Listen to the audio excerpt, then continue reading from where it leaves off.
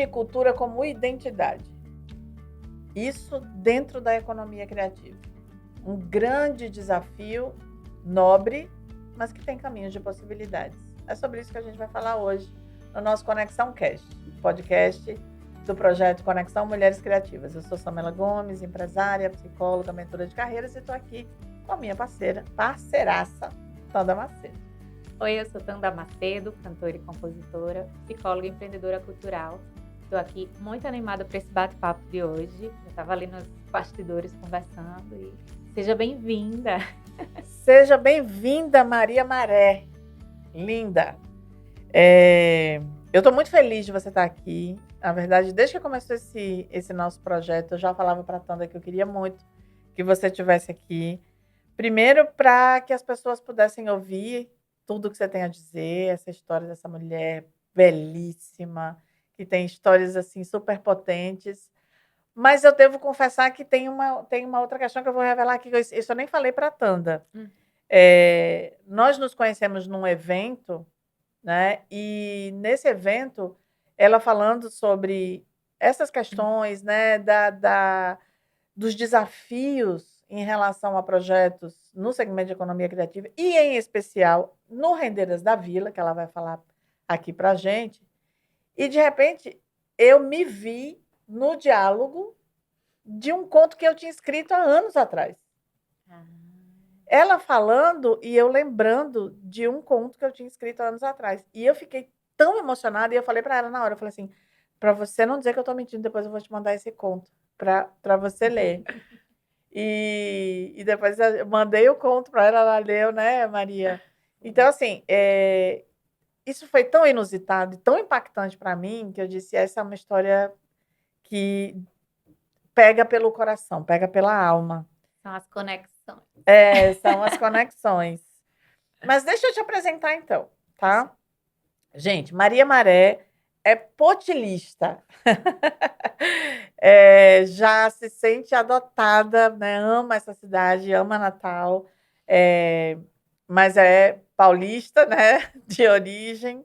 Atuou na área comercial, atuou na aviação, atuou como relações públicas, formou muitos profissionais da aviação no Aeroclube, né? Por 10 anos.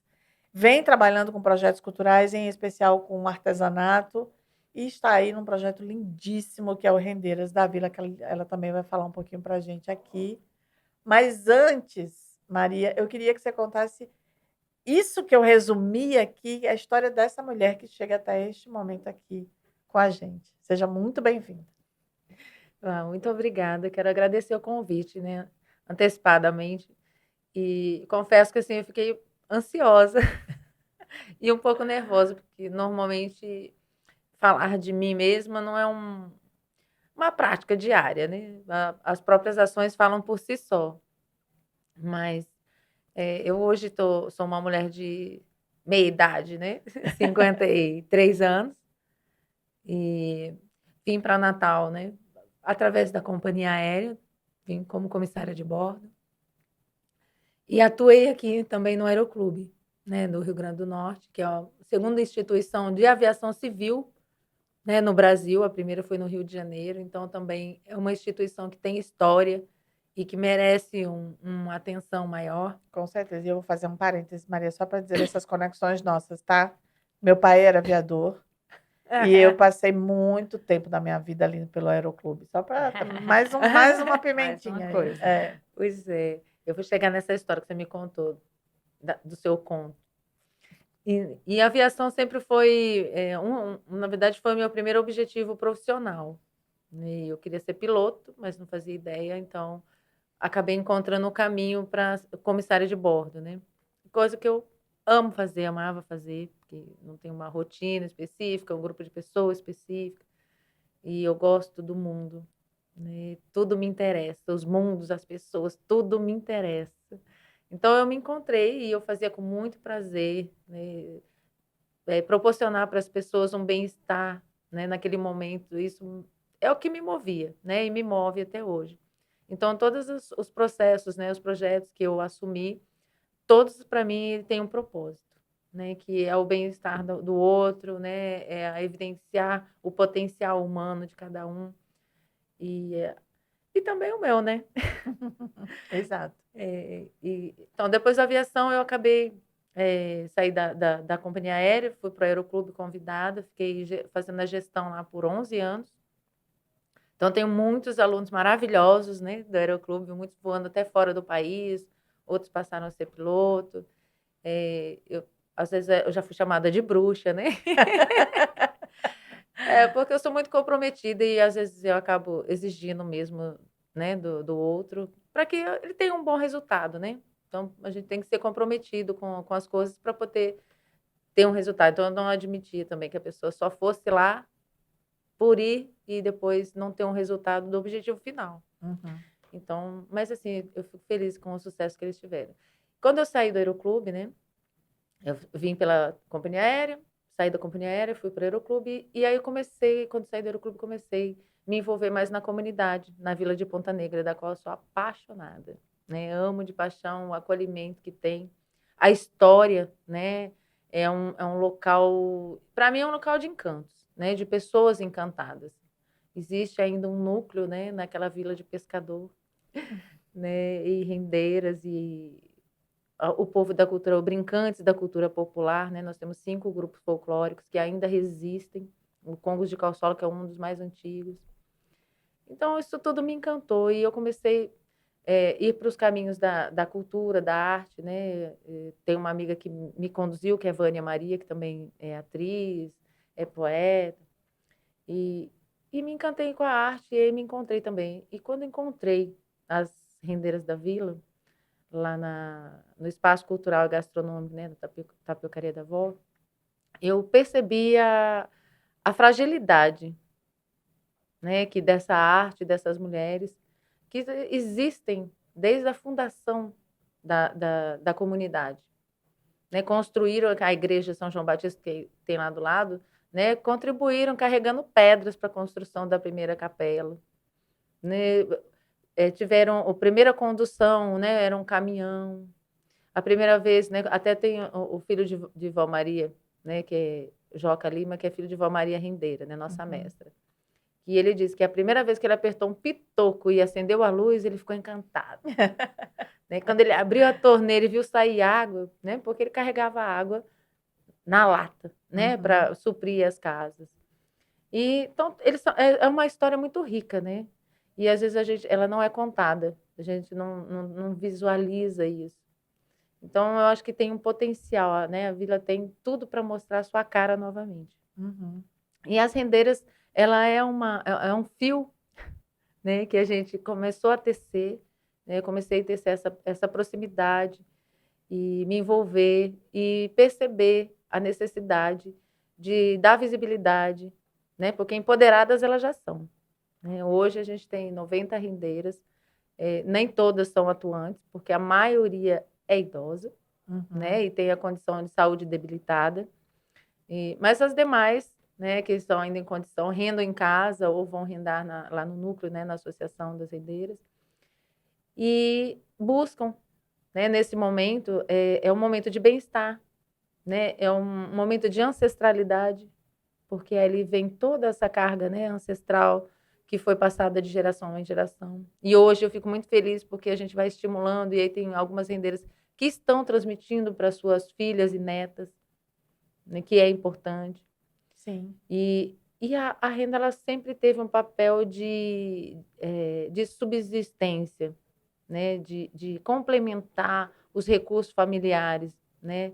E hoje ainda, né, em pleno século XXI, quando eu ouço uma rendeira de me dizer, olha, hoje eu não tenho nada para comer, isso me traz um questionamento. O que é o artesanato? Né? O que pode ser feito? Como é que a gente faz para essas pessoas, essas mulheres, não passarem fome? Né? E o artesanato ele tem uma importância muito grande, né, na cadeia nacional, na economia nacional. Na identidade cultural de um lugar, né? Exatamente. Tem a ancestralidade, né? Tem todos esses aspectos. E também é movido também em outras áreas, que é o turismo. né? A educação patrimonial. Tudo isso a gente precisa juntar, é preciso se juntar às áreas, para que realmente essas mulheres possam comer. Uhum. E é quando você chega, né, numa peça onde ela. E parar para imaginar. Imagine e pense que uma blusa ou um vestido de renda foi tecido por aquela mulher. A cada dia ela sentou na sua almofada, pegou seus birros, que são os fusos de madeira, com as linhas enroladas, e foi trocando de mão, jogando os birros no ar, né, trocando os fios e tecendo ali aqueles pontos que vão dar uma imagem, uma estampa, né, em alto relevo. Então, ela está tecendo uma história, que ali também está incluído ali as emoções dela, os momentos que ela passou, né, o tempo de religar, porque quando você está ali naquela execução, é um religar, né, é um ligar com você mesmo. Então, as outras coisas, elas desaparecem. Então, tudo isso ela está dentro dessa peça, né? A ancestralidade, as avós, as bisavós dessas rendeiras, dessas artesãs, também estão ali naquela peça. Seguramente. Né? E é a identidade do local. E a gente precisa, eu vejo que a gente precisa ouvir. Né? Eu acho que a escuta tem faltado bastante para poder ter um desenvolvimento melhor. E informações também, porque muitas vezes o artesão ali não sai daquele núcleo que ele vive, né? Vamos dizer assim, o aquário, Uhum. né? Está dentro daquele aquário, então ele não tem repertório de vivência, de ambientes, né? E de histórias e de possibilidades que ele poderia aplicar, né? Na execução do empreendedorismo, né? E até mesmo na criação de novas peças. E a linguagem usada também com artesão precisa ser de igual para igual. Porque às vezes a gente chega, né, trazendo de fora para dentro. E aí a minha linguagem é uma, porque eu tenho mais informações, mas a hora que eu chego lá, não faz ideia do que significa a palavra que eu expressei. Uhum. E a gente achando que está sendo clara, né? Que está fazendo muito, está fazendo tudo, né? Mas aí eu fico pensando também na importância que você tem para essa comunidade em traduzir, né, isso para elas, porque não só o fazer do artesanato, enfim, da renda, do bordado, né, enfim, da arte, do artesanato em si, mas às vezes a gente precisa de outros núcleos, né, de pessoas que escrevam o projeto, assim. A gente conversou em outros episódios que era bom o artista saber, né, mas nem sempre essa linguagem chega para todo mundo.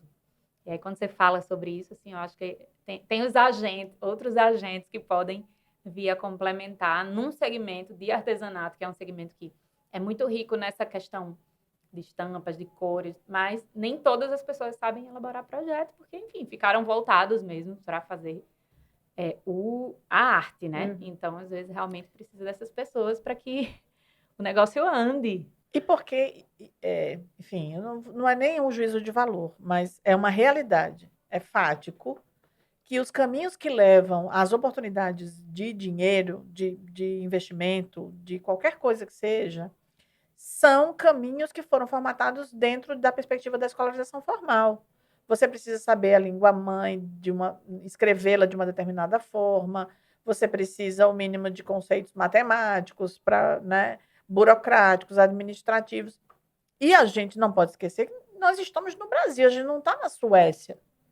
As pessoas que têm, né, essa conexão com essa ancestralidade, com a arte que vem desde os povos originários até agora, essas pessoas não passaram por um processo de escolarização formal porque a gente vive num país que tem um abismo, né, de classes. Então, é bizarro a gente pensar assim, olha, mas o artesão não tem dinheiro porque ele não quer, porque dinheiro tem porque tem projeto. Exatamente. Mas a ligação, e por isso que eu digo que o Conexão Mulheres Criativas tem esse propósito, e eu tenho certeza absoluta que a gente vai conseguir, é justamente fazer esses elos de ligação entre esses mundos tão distantes, né? essa senhora de 70, de 80 anos que ainda está fazendo a sua renda, mas que ela não vai nascer de novo para ir para Escrever a projeto, escola para por exemplo. escrever. E aí eu fico pensando assim, que de repente não é a oficina para os artesãos, né? Mas uma oficina, uma formação de elaboradores de projetos da comunidade para que se consiga pegar esses recursos que sempre sobram desses segmentos e são relocados para outros segmentos da economia criativa, porque não se chega, né? O artesão não consegue escrever. Então, acho que é uma coisa que a gente tem que pensar também, como solução, como ajuda. Eu tenho assim, batido bastante na tecla em que tem que se ter acessibilidade, né? Então, até mesmo, como eu faço também a produção cultural com grupos folclóricos, né? Que são os mestres, os brincantes, também não têm formação e nem informação. E muitas vezes os artistas, eles querem brincar, eles querem fazer a arte. Então, como é que ele vai saber onde tem edital? Onde buscar edital? O que ele pode colocar? Então, a oficina, por exemplo, às vezes, para o artesão, nesse sentido de edital, ele não sabe o que ele poderia colocar como proposta. Né? Nem sabe que ele pode ser proponente, ele nem sabe que nem existe. Nem sabe que ele pode ser empreendedor. Entendeu? E ele é empreendedor, mas às vezes não tem nem essa consciência, né? Porque a gente, na verdade, a gente acaba empreendendo todo dia, né? Que você vai buscar uma forma de produzir algo que te traga recurso, né? Então, e vai organizando, vai administrando, né? Às vezes não é consciente nem é formalmente, mas né, na maioria dos artesãos eles são empreendedores. Né? E a gente tem a lei que profissionaliza o artesão, né? Ela tem pouco tempo, né? De 2015, né? A 1380.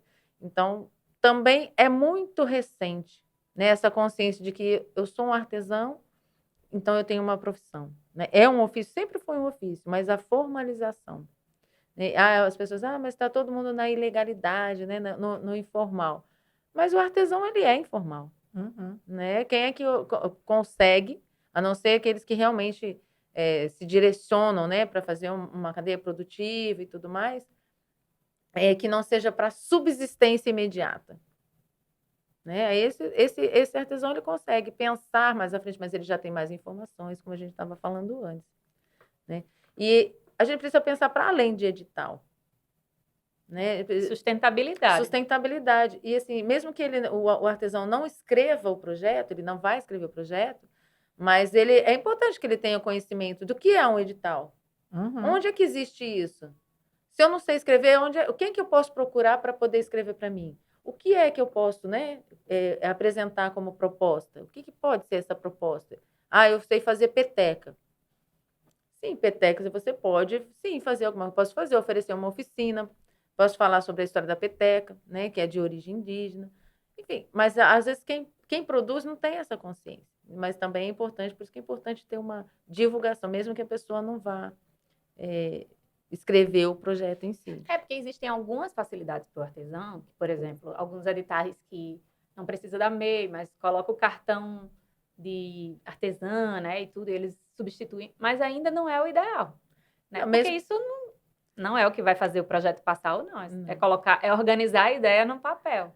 E eu acho que também, quando a gente pensa na organização desses coletivos, a gente precisa, de fato, né, nessa organização, ter as pessoas que, aí sim, passaram pela escolarização formal. É um pouco da sua proposta, né, Maria? Porque eu acho que você chega com, assim, como é que eu consigo contribuir com aquilo que eu trago na minha bagagem para organizar esse coletivo e fazer com que esse coletivo se empodere no coletivo. Aí os individuais, sim, se empoderarão, porque através do seu talento, através da sua arte, através da subsistência, né? Como se as pessoas precisam comer, mas mais do que isso, elas precisam viver dignamente, né? E aí, essas conexões são necessárias, né?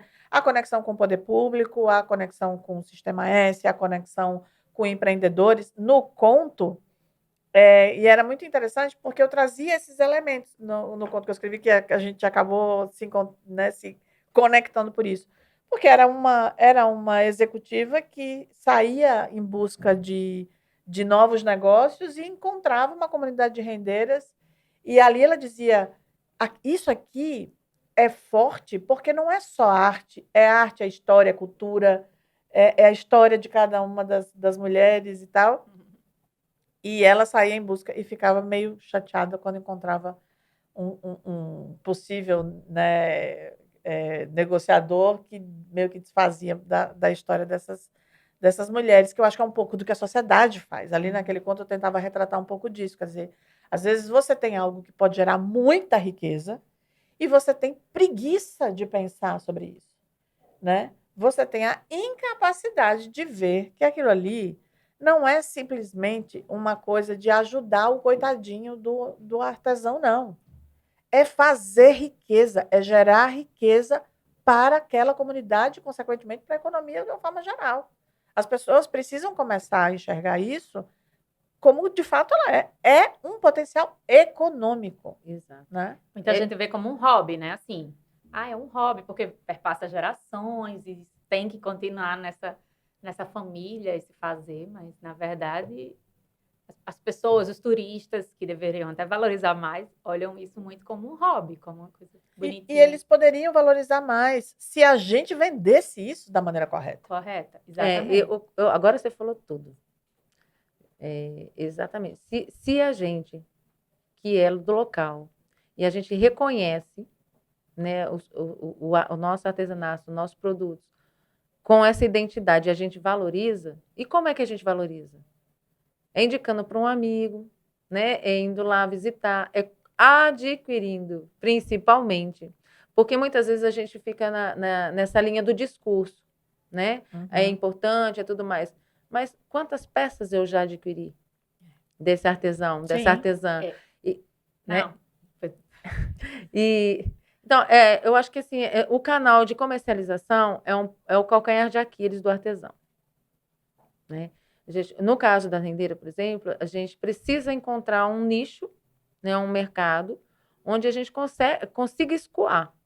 Por quê? Porque é um artesanato que ele tem um valor diferenciado do que é a manualidade, vamos dizer assim. Que a máquina faz, né? Também. E também é diferente do industrial, né?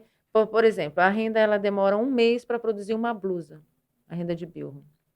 Só que antes da rendeira rendar lá 1 mês, teve um processo anterior, né? Então teve que se produzir a almofada, onde se é colocado o desenho, né? O cartão com o desenho, com a partitura, né? Em que ela vai colocar os bilros e vai rendar. Foi feito a almofada com folha de bananeira seca, né? Que é sustentável. Tem os alfinetes, que antigamente eram utilizados os espinhos de cardeiro, hoje são os alfinetes de inox. A design da renda, ela desenvolveu um novo desenho, né? A combinação, a junção dos pontos, né? E tem que ter uma pessoa que pense nisso, para criar, porque ela também precisa saber rendar, para poder saber quando vai juntar um ponto com o outro, para saber quantos bilros vão aqui para encontrar com o outro ali no outro ponto, né? Então, é uma demanda também de outros profissionais.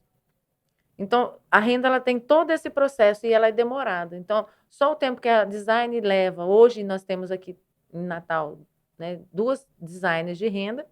A terceira formou aqui e foi para o Rio, né, que é ideia. E a gente quase não tem. Então, a gente precisa formar mais mulheres então, dentro desse processo, né, que é mais um ofício, né, onde elas também possam ensinar, possam também receber por isso. Então, dentro desse processo que eu tenho realizado com elas, o objetivo, as minhas articulações que eu tenho feito, são voltadas para isso, né? A visibilidade, o reconhecimento e a comercialização. A maioria dos artesãos normalmente são mulheres, na sua maioria, e são mulheres mais maduras também. Então, isso dificulta também a questão de atualização, né, do sistema, porque muitas vezes, hoje em dia, o que o artesão precisa? Ele precisa estar nas mídias sociais, né? Ele precisa se atualizar, ele precisa estar dentro de uma feira virtual, né? Precisa também utilizar das tecnologias para atualizar o seu fazer. E essas mulheres, né, com mais de 50, 60 anos, não têm esse acesso, não nem querem, né? Aprender, porque já... Elas querem rendar. Então, como né, você tinha colocado, a gente precisa assim, de outras pessoas para articular, né, esses fazeres. Mas isso também requer custo. Né? A gente depende da mão de obra, né, do recurso humano e também do recurso financeiro para realizar isso. Né? Porque para você ter uma mídia social, você precisa ter alguém que vai fazer os registros, que vai pensar no texto, na postagem, né? Alimentar essas redes. Então, são vários aspectos que envolvem, né, o artesanato, muitas vezes nessa comercialização. Então, eu diria que o artesanato é um segmento muito específico, né? É um perfil muito específico de pessoas que fazem. Mas você sabe, desculpa, Tonda, Não. Que a gente já está até chegando no finalzinho, mas esse assunto é tão, Tá né, bom. que eu acho que, assim, acho que poderia ter uns 3 podcasts só disso aqui. Mas, assim, por exemplo, Dan Brown escreveu um livro de uma ficção sobre uma história de que foi o livro grande, famoso, que virou filme, com Tom Hanks, etc., que se passa na França, com vários pontos ali, né, de uma história de ficção para chegar no Santo Graal, que seria, no final, não vou dizer, porque pode ser que tenha gente que não tenha assistido, vai dizer que eu estou dando spoiler. O que a França fez? Ela pegou essa história, esse storytelling, e transformou todos os pontos que a ficção passa, já que foi um sucesso de vendas, em pontos turísticos que vendiam coisas que todo mundo sabe que não era verdade, mas que as pessoas querem estar dentro da... A Disney faz isso maravilhosamente bem. Então, o que eu vejo é que, às vezes, a gente também está pensando na comercialização normal, assim, né, que a gente pensa, vai para o Instagram, mostra seu produto, coloca o preço, precifica. Mas eu acho que o artesanato potiguar é muito mais potente do que isso. Sim. Se a gente tem um storytelling, e tem os historiadores, inclusive, quem estiver nos escutando, que veja essa história, que consiga nos dar um storytelling, né, que venda para o turismo. Pessoal do turismo que consiga enxergar nisso, poxa, isso aqui é uma ótima oportunidade para atrair um público que pensa XYZ, né? E aí, encadear isso com todos os produtos que a gente tem. Porque o Amazonas faz isso muito bem. Sim. Né? Hoje, existem quilombos que sobrevivem por conta da sua história, dos seus produtos e do turismo. Então, do mesmo jeito que outras oportunidades têm dado certo, têm gerado bastante riqueza, e conhecimento e uma série de outras coisas que aí sim daria um outro podcast, que assim, tudo que pode ser gerado, não só do ponto de vista do capital, mas de outros capitais que existem aí, tudo que a gente pode fazer, né, com o que a gente tem na mão e que, infelizmente, a gente ainda não encontrou caminhos plausíveis, mas eu estou dando aqui algumas sugestões. A gente tem alguns caminhos, né, dentro desse que você está falando, Samia, que o poder público, como responsável, né, pela manutenção de patrimônio cultural, né, que hoje as rendeiras são reconhecidas como patrimônio, até tem um registro de patrimônio vivo. Eu acho que falta empenho, transparência, sensibilidade, profissionalismo, né, em direcionar.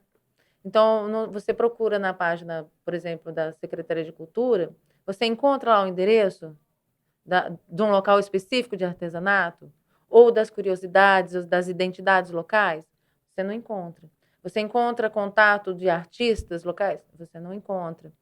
Então, tem essas dificuldades também, que são estruturais, né, e que dificultam nossos caminhos. A falta de comprometimento, a falta de interesse. Né? Porque caminhos tem. Eu fico vendo até os editais quando saem. Tem edital específico de cinema, né? Tem edital específico de música, mas não tem edital específico de artesanato. Assim, quando tem, concorrendo junto com todos os segmentos. Então, assim, não existe um núcleo de artesanato forte, né? Vamos fortalecer esse caminho. A gente precisa fazer isso, né? E eu queria, assim, puxar esse fiozinho, né, da história, né, do conto que a Samila me mandou quando a gente se conheceu, porque tem tudo a ver com essa história também das rendeiras, né? Eu tenho buscado uma forma da associação adquirir a casa, o espaço de Vó Maria, o espaço cultural, né, gastronômico Tapecaria da Vó também, que faz parte do mesmo terreno e de tudo, para a associação poder desenvolver um local onde as pessoas possam realmente expressar, né, e trabalhar essa questão da arte têxtil de referência de patrimônio local. E as pessoas possam, a gente criar um memorial onde as pessoas possam observar, mas elas também possam experimentar e possam aprender a desenvolver. Não só a renda de bilro, né, como filé, bordado, enfim, outras tipologias ou técnicas, né, utilizadas também no texto, e que a gente possa utilizar esse espaço também para os grupos folclóricos, que eles tenham o seu espaço para guardar os seus figurinos, para poder se apresentar, ensaiar. Isso tudo ele volta para a questão, de novo, da economia, da cultura, da educação. A educação patrimonial é super importante. Levar esses conhecimentos para dentro das escolas é fundamental, porque quem vai dar continuidade desse saber, vai valorizar esse saber, são as novas gerações, né? Então, quando a gente encontrou, né, e eu comentei isso com Samela, e falando que Vó Maria está com 80, faz agora, aliás, dia 13 agora, dia 13 de abril, é o dia da rendeira municipal, que é o dia em homenagem à Vó Maria, nossa mestra rendeira, Maria de Lourdes de Lima, que vai fazer 89 anos. Que maravilha. Sendo que 87 deles é no ofício da renda. Né? Ele é uma detentora de um saber assim imensurável, né? E uma representatividade que, em vida, é pouco reconhecida ainda, né? Mas, enfim. Então, o objetivo da nossa conversa foi esse, né? Que eu estou buscando, então eu fico articulando e semeando para buscar qual a oportunidade, onde a gente pode conseguir esse recurso, de que forma. E eu acredito que as ancestrais aí, rendeiras, estão mobilizando para que essa forma, esse caminho, ele chegue, né? Para que a gente possa realmente ter um espaço para atuar de verdade, né? Porque a gente tem autonomia, que possa desenvolver. E com esse núcleo, com esse espaço, o objetivo é levar o turista para dentro da comunidade, né? Para ver o potencial turístico que tem lá, tudo que tem de cultura, de educação. A gente está do ladinho do Morro do Careca, né? Que é o visual maravilhoso. A praia está ali embaixo. Tem a igreja, né? Que é uma parte histórica que não é falada. Então, a gente tem muita coisa para ser explorada, né? Para expor, né? Sobre essa comunidade e fazer a economia interna circular, né? Dentro do turismo e da educação. E aí, quando eu contei essa história para ela me mandou depois essa história que tem muito a ver com essa questão da casa, né? Do conceito de que aquela casinha, para você que ainda não foi lá, fica o convite. Fica lá na rua Manuel Coringa de Lemos, 484, na Vila de Ponta Negra, ao lado da Igreja São João Batista. É um espaço com uma decoração nativa, com parede de taipa, para quem não conhece, né? Com uma decoração colorida, uma culinária nativa, e onde se encontra essa energia de mulheres. E ali é a história, ali representa a história dessa comunidade, naquela casinha de pescador com uma rendeira. Então, ali pode ser esse memorial, esse museu, que dá a identidade da cidade, né? As pessoas vão lá, vão rendar, aí vão desenvolver uma memória afetiva com a arte, com a vila, com a cidade, né? Quem que não volta para casa e depois de rendar a sua própria pulseira, né, da fortuna, junto, acompanhada de uma renda, quem é que vai esquecer isso um dia? Não né? vai. Então, não tem preço. Então, esses são processos voltados para a economia criativa, para voltar para dar recurso para as rendeiras, para desenvolver esse potencial que tem. E eu espero, né? Eu fiquei muito emocionada, né, quando eu recebi o conto que a Samela me mandou, eu chorei muito. Porque realmente é o sentimento, esse sentimento de reconhecer aquele valor que tem aqui. Não é só parede, não é a parede, mas as histórias que envolvem, né? A sua história, por exemplo, na sua casa de infância, as suas memórias afetivas, é disso que se trata, né? Então, assim, e eu fico preocupada porque com 89 anos, né? Espero que ela viva mais 100. Mas isso pode acontecer, por exemplo, de uma pessoa a outra qualquer comprar, derrubar e construir um prédio de cimento num lugar encantado, num portal, porque quando você chega ali é um portal para uma outra dimensão, né? A dimensão de uma história do passado, de um pescador, de uma rendeira, de um agricultor, né? De toda aquela história que representa a cidade. Então, é emocionante. Por isso que o conto... gente, se eu soubesse, eu tinha trazido aqui o conto para ler. Trazer o conto, mas você pode né? contar, traga aqui. Vamos fazer um lindo. dia disso. Então, a gente tem buscado, eu sou uma articuladora, me considero uma articuladora, né, em favor da arte, da cultura. E eu vim aqui, a minha missão, vamos dizer assim, se deu aqui na Vila de Ponta Negra, em Natal. E assim, eu ofereço o melhor que eu tenho, o melhor que eu posso. E vou cutucando todo mundo também para despertar os seus melhores em relação a isso, porque a gente não está fazendo para o individual, é para a cidade, né? É para a nossa história, para essas mulheres, é para todo mundo. Muito bem. Maria, foi maravilhoso. Muito obrigada por você ter vindo, viu? Estamos muito felizes de ter compartilhado essa história aqui. Eu quero esse Vila vestido. de Ponta Negra.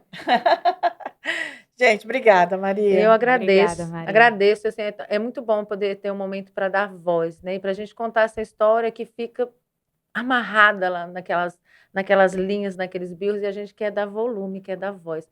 E deixo o convite para todo mundo ir lá visitar, seguir as nossas redes sociais, né? Rendeiras da Vila, conhecer um pouquinho. Quando tiver os presentes, né? A época datas de presente. Lembrem, gente, olha, não tem preço. É uma peça acultural, atemporal, né? E com uma identidade local. Então, Muito sejam bem. bem-vindos e muito obrigada pela oportunidade. Obrigada. Muito bom.